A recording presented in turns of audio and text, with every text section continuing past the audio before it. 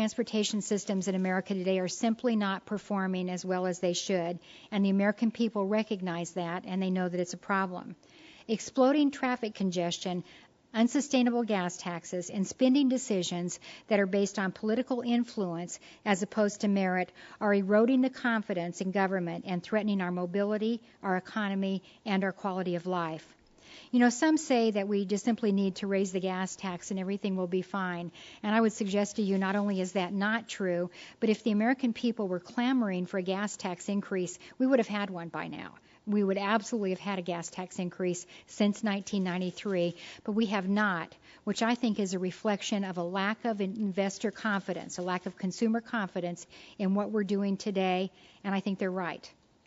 The second issue is reversing the transportation policy failures that cause Americans to spend 4.2 billion hours a year stuck in traffic and the far-reaching consequences that that has.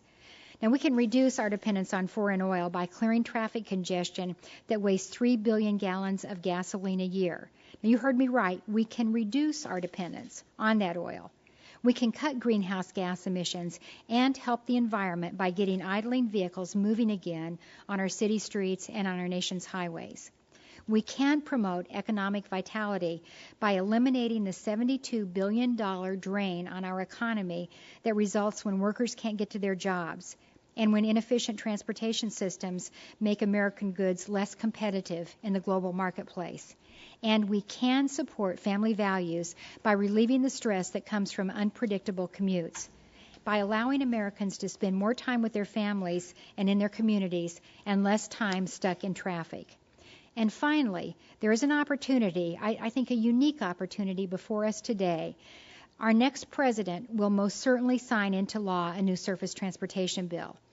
If we together can get the policy right, that bill has the potential to be as far-reaching as the interstate highway system was when President Eisenhower envisioned it in 1956.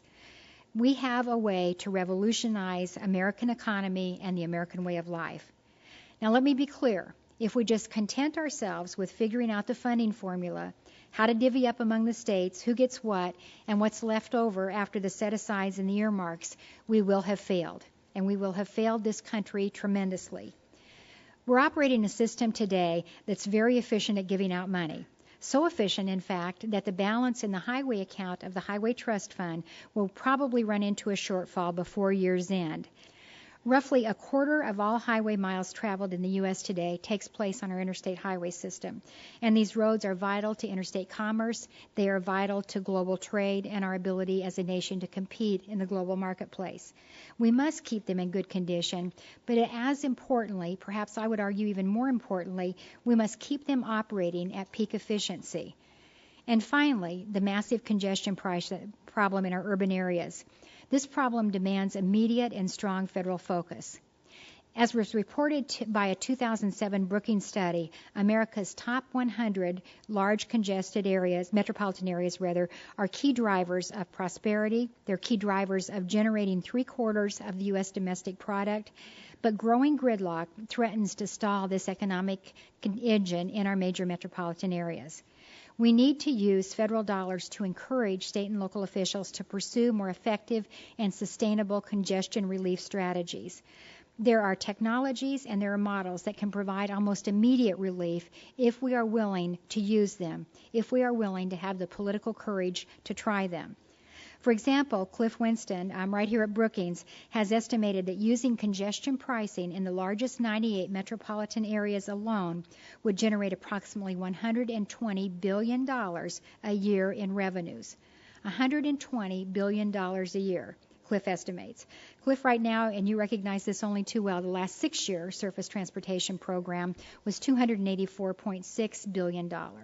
So keep in mind that if we were to use congestion pricing in the largest 98 metropolitan areas alone, we could generate well in excess of that, $120 billion a year. But as importantly as generating that revenue, we would simultaneously solve the recurring congestion problems in those areas.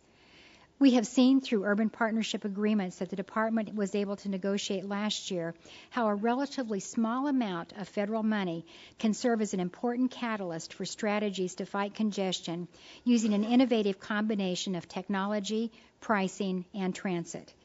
And we are also seeing that effective integration of public transportation and highway investment strategies is central to this success in fighting urban congestion.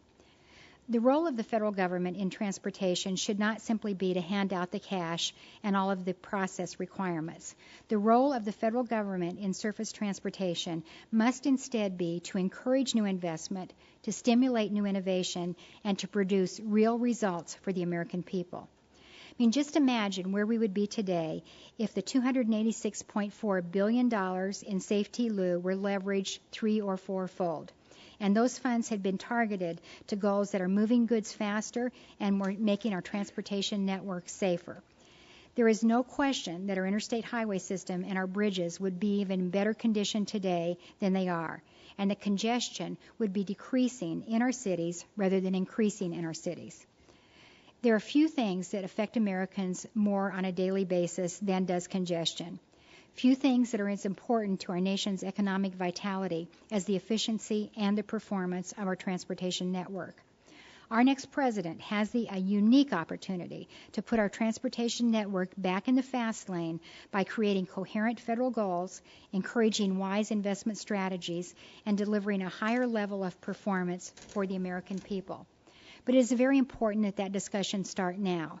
If we wait until after the election, and we wait until fiscal calendar year, rather 09, when the new president takes office, and if we wait until almost time for the expiration of the current act, we won't be as successful as if we start this important dialogue and start it now. Start agreeing on principles that are important for the next surface transportation authorization, rather than waiting for the end of that period and only then teeing up that discussion.